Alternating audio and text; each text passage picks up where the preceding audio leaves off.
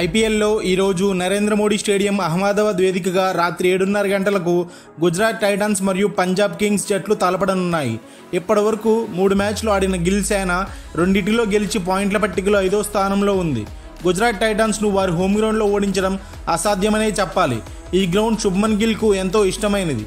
అయితే పంజాబ్ కింగ్స్ జట్టు వారు ఆడిన 3 మ్యాచ్లలో కేవలం ఒక దాంట్లోనే గెలిచి పాయింట్ల పట్టికలో 7వ స్థానంలో ఉన్నారు. ఇక అహ్మదాబాద్ పిచ్ విషయానికి వస్తే 2023 సీజన్కి గాను ఇది బ్యాటింగ్ ప్యారడైజ్ అని చెప్పవచ్చు.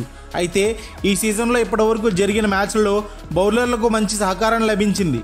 ఐపీఎల్ 17వ సీజన్లో ఇప్పటివరకు జరిగిన ఒక్క మ్యాచ్లో కూడా ఏ ఒక్క టీం 180 పరుగుల మార్కును దాటలేకపోవడం విశేషం. అయితే గుజరాత్ టైటాన్స్ జట్టుకు ఇది హోమ్ గ్రౌండ్ కావడం, అందులోనూ వారి captain Shubman Gill highest score 129 పరుగులు ఈ వేదికలోనే రావడం జీటీకు అనుకూలించే అంశాలు. ఈ వేదికలో ఇప్పటివరకు 18 మ్యాచ్లు జరగగా అందులో 8 మ్యాచ్లు మొదట బ్యాటింగ్ చేసిన జట్టు గెలుపొందగా 10 మ్యాచ్లలో చేజింగ్ చేసిన జట్లు గెలుపొందాయి.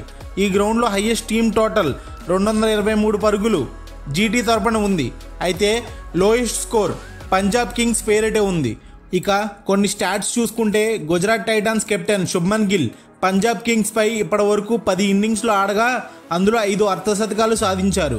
అంతేకాకుండా Gujarat Titans pace bowler Umesh Yadav Punjab Kings పై 6 మ్యాన్ ఆఫ్ ది మ్యాచ్ అవార్డులు దక్కించుకున్నారు.